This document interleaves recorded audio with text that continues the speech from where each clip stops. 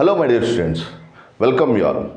APPSC Group 2 మెయిన్స్లో the most twist and కాంప్లికేటెడ్గా ఉన్నటువంటి టాపిక్ ఏదైనా ఉందంటే అది సైన్స్ అండ్ టెక్నాలజీ అని చెప్పొచ్చు. ఈ సైన్స్ అండ్ టెక్నాలజీ యొక్క ప్రిపరేషన్ మనం వెళ్తున్నటువంటి మార్గం సక్రమంగా ఉందా లేదా దాన్ని ఎలా కన్వర్ట్ చేసుకోవాలనే దాంట్లో 3 సోర్సెస్ ఉంది. నెంబర్ 1, ఏపీపీఎస్సీ గ్రూప్ 1 ప్రిలిమినరీ కోసం కండక్ట్ చేసినటువంటి 2 సార్లు ఎస్ఎన్టీ పేపర్ని మీరు మీ యొక్క ప్రిపరేషన్తో మ్యాచ్ చేసి చూసుకోండి.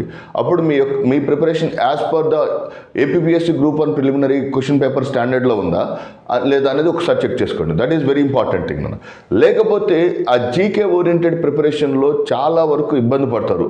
ఓకే, మళ్ళీ చెప్తున్నాను, మీ ఎగ్జామ్ వరకు నేను చెప్తూనే ఉంటాను. ద వెరీ ఇంపార్టెంట్ థింగ్ ఏంటంటే జీకే టైప్ ఆఫ్ ప్రిపరేషన్ కానీ history of science and technology ప్రిపరేషన్కి దాని నుంచి బయట పడటానికి ఎక్కువ ఎవాల్వ్ అవడానికి ట్రై చేయండి. ఎప్పుడైతే మీరు ఆ GK mode of preparation and ఈ హిస్టరీ ఆఫ్ సైన్స్ అండ్ టెక్నాలజీకి సంబంధించినటువంటి ప్రిపరేషన్ చరకుడు, ఆర్యభట్ట, లేకపోతే 1948, 1957 ఈ మోడ్ ఆఫ్ ప్రిపరేషన్ నుంచి బయటికి రండి. Okay, so that is one important thing. And TSPSC group 2 పేపర్ల నుంచి ఏపీపీఎస్సీ అభ్యర్థులు ఏం తెలుసుకోవాలి. నెంబర్ 1, ఆ పేపర్లో పర్టికులర్లీ సైన్స్ అండ్ టెక్నాలజీకి సంబంధించింది ఆ టీఎస్పీఎస్సీ గ్రూప్ 2 సైన్స్ అండ్ టెక్నాలజీకి APPSC group 2 mains science and టెక్నాలజీకి ఏ మాత్రం కంపారిజన్ చేసుకోలేము. కొంత మేరకు మనకి మ్యాచ్ అవ్వచ్చేమో, కానీ APPSC group 2 mains science and technology question paper మాత్రం చాలా ఎక్స్ట్రాడినరీ స్టాండర్డ్గా ఉండబోతుంది. అది మాత్రం మీరు గుర్తుపెట్టుకోవాలి.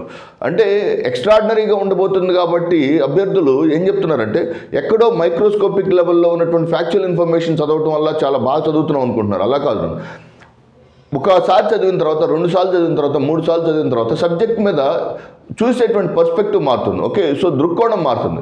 అంటే అదే ఫ్యాక్చువల్ ఇన్ఫర్మేషన్ మీద చదువుతున్నాం అనుకో, టక్ మన క్వశ్చన్ బట్టి నీకు ఫ్యాక్ట్స్ వచ్చేస్తూనే ఉంటుంది. That is not at all a right pattern for your examination point of view. First మీరు చేయాల్సింది ఏంటంటే ఫ్యాక్చువల్ ఇన్ఫర్మేషన్ నుంచి బయటకు రావడానికి ట్రై చేయండి. ఓకే, సో నేను మళ్ళీ సిన్సియర్గా చెప్తున్నాను, don't try to depend upon exclusive on factual information. ఎప్పుడైతే మీరు ఫ్యాక్చువల్ ఇన్ఫర్మేషన్ మీద ట్రూగా రిలై అవుతారో అప్పుడు మీరు కాన్సెప్ట్స్ మీ మనసులోంచి లోపలికి బయటికి వెళ్ళిపోతాయి. కాన్సెప్ట్స్ మీద ఫోకస్ చేసుకుంటూ ఎవల్యూషనరీ ట్రెండ్ని అర్థం చేసుకుంటే ఫ్యాక్ట్స్ గుర్తుంటాయి. ఫ్యాక్ట్స్ మాత్రమే గుర్తుపెట్టుకోవాలనుకున్నప్పుడు మీకు ఎవల్యూషనరీ ట్రెండ్ కానీ దాంట్లో ఉన్న కాన్సెప్ట్స్ అన్ని పక్కకు జరిగిపోతాయి. ఓకే, ఫస్ట్ కాన్సెప్ట్ అర్థం చేసుకోండి, దాంట్లో ఉన్నటువంటి ఎవల్యూషనరీ ట్రెండ్ని అర్థం చేసుకోండి. నీకు అవసరం లేకపోయినా కూడా ఆ ఫ్యాక్చువల్ ఇన్ఫర్మేషన్ సబ్ కాన్షియస్ మెమరీలో అలా స్టోర్ అయిపోతుంది. So that is one important approach. TSPSC group 2 science and technology questions స్థాయిలో మీకు APPSC group 2 mains SNT questions ఉండవు, ఇంకా చాలా ఎక్స్ట్రాడినరీ స్టాండర్డ్లో ఉంటాయి. So that is the first important thing. So చాలామంది అభ్యర్థులు అడుగుతుంది ఏంటంటే పేపర్ 2023 కరెంట్ అఫైర్స్ చదవాలా, 2024 కరెంట్ అఫైర్స్ చదవాలా. నేను సిన్సియర్గా చెప్పేది ఏంటంటే 2024 జనవరి నుంచి మే ఆర్ జూన్ వరకు ఈ first half of the 2024 current affairs చదివితే చాలా వరకు మీరు సేఫ్ సైడ్లో ఉంటారు. Okay, so that is one important thing. మనం ఈ 60 రోజుల్లో ఎస్ఎన్టీ ఎలా ప్రిపేర్ అవ్వాలి ఫస్ట్ చూడండి. So how to prepare SNT for these 60 days. 60 daysలో ఎస్ఎన్టీ ఎలా ప్రిపేర్ అవ్వాలి. నెంబర్ 1,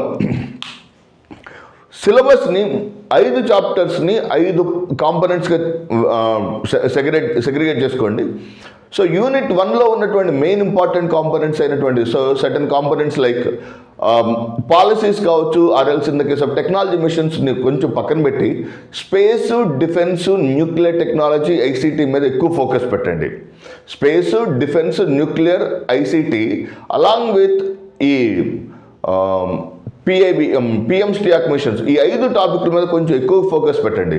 అండ్ ఎనర్జీ సినారియోకి సంబంధించినటువంటి కాంపోనెంట్లో try to focus more on ఈ 2200 గిగావాట్ల మైల్ రాయిని సాధించినటువంటి సందర్భంలో దానికి సంబంధించినటువంటి క్వశ్చన్లు ఎక్కువ అడగవచ్చు. And number 2 is nothing but, okay ఒకసారి రాస్తాను, మొత్తం టోటల్ 5 యూనిట్స్ని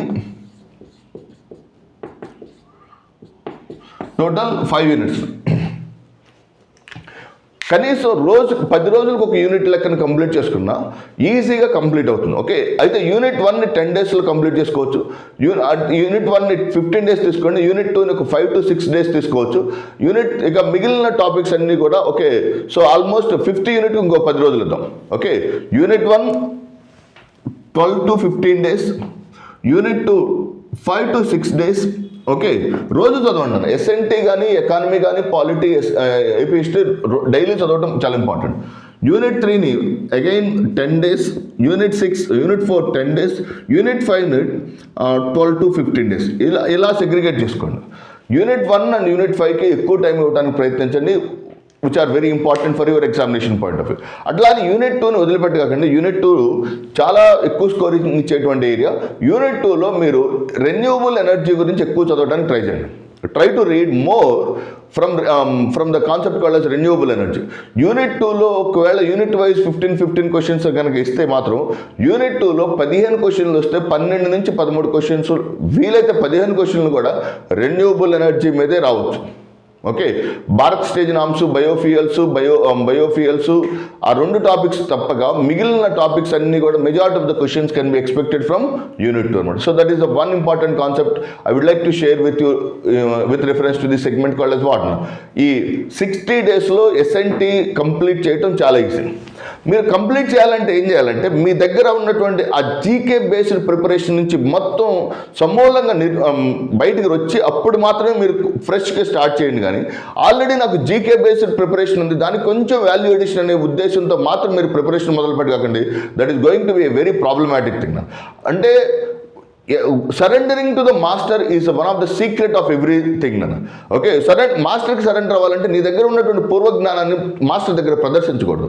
సో నీ దగ్గర ఆల్రెడీ ఉన్నటువంటి ఆ GK based science and technology కావచ్చు, ఆ హిస్టరీ ఆఫ్ సైన్స్ అండ్ టెక్నాలజీని పూర్తిగా క్యాన్సిల్ చేసుకొని try to follow as much as possible with reference to your conceptualised learning and current updates related learning కనుక మీరు చేసుకోగలిగితే చాలా చాలా అద్భుతంగా మీరు పెర్ఫార్మ్ చేయొచ్చు. 60 days is more than enough for your preparation, particularly to the segment called as what? Particularly to the segment called as ఈ renewable ఈ కాన్సెప్ట్ అండ్ 3 పాయింట్స్ అన్న. ఒకటి కాన్సెప్ట్స్ ఫాలో అవ్వండి, కాన్సెప్ట్స్. నెంబర్ 2 కాన్సెప్ట్స్తో పాటు current updates from the January 1st week we are going to announce that PIB batch. Number 3 is the concepts కరెంట్తో పాటుగా third important dynamic segment is nothing but ఈ test papers. So test papers, మన test series చాలా సక్సెస్ఫుల్గా నడుస్తుంది. You can check the test series of our test series కూడా check చేసుకోవచ్చు. ఈ మూడింటిని బ్లెండ్ చేసుకోండి. ఓకే, బ్లెండ్ చేసుకుంటే డెఫినెట్గా మీరు ఈజీగా సక్సెస్ అవుతారు. Trust my words. కాకపోతే మీకు ఆల్రెడీ ఉన్నటువంటి జీకే బేస్డ్ నాలెడ్జ్ తోటి మాత్రం మీరు ప్రిపేర్ అవుతూ అది అవుతుందని మాత్రం అనుకోవద్దు. ఎగ్జామ్ అయిపోయిన తర్వాత అప్పుడు కళ్ళు తెరిస్తే ఏ మాత్రం ప్రయోజనం ఉండదు. ఎందుకంటే మీరు ఏపీ హిస్టరీ చాలా ఎక్స్ట్రాడనరీ చదువుతారు, పాలిటీ బాగా చదువుతారు, ఎకానమీ అబవ్ యావరేజ్ చదువుతారు. ఓకే, కానీ ఎస్ఎన్టీకి వచ్చేసరికి మీరు చదువుతుంది కరెక్ట్ కాదు అని మాత్రం తెలుసుకోగలిగితే చాలా వరకు మీరు you are in the safe side అనమాట. So that is the one important. Next, quantum టెక్నాలజీకి సంబంధించినటువంటి సెగ్మెంట్లో what are the important areas of quantum technology? The most expected question. So what is quantum technology? Quantum టెక్నాలజీకి సంబంధించినటువంటి areas. Why quantum technology? 1 or 2 questions డెఫినెట్గా ఈ quantum technology నుంచి రావడానికి ఎక్కువ ఛాన్సెస్ ఉంటాయి. Number 1, 2020. So let us see the concept. ఇవాళ హిందూ పేపర్లో కూడా క్వాంటమ్ శాటిలైట్ గురించి మంచి ఆర్టికల్ వచ్చింది. క్వాంటమ్ టెక్నాలజీకి సంబంధించి నా segment. What is the meaning of quantum టెక్నాలజీలో? క్వాంటమ్ టెక్నాలజీలో we can say number 1, 2022 the importance చెప్తున్నాను. Why it is so important. 2022 physics Nobel prize was awarded to scientists for the contribution of quantum key distribution. Quantum entanglement మీద పరిశోధన చేసినందుకు 2022 Nobel Prize in Physics. Whereas in the case of 2023 Nobel Prize in Chemistry Nobel Prize. Chemistry Nobel Prize for the quantum dots.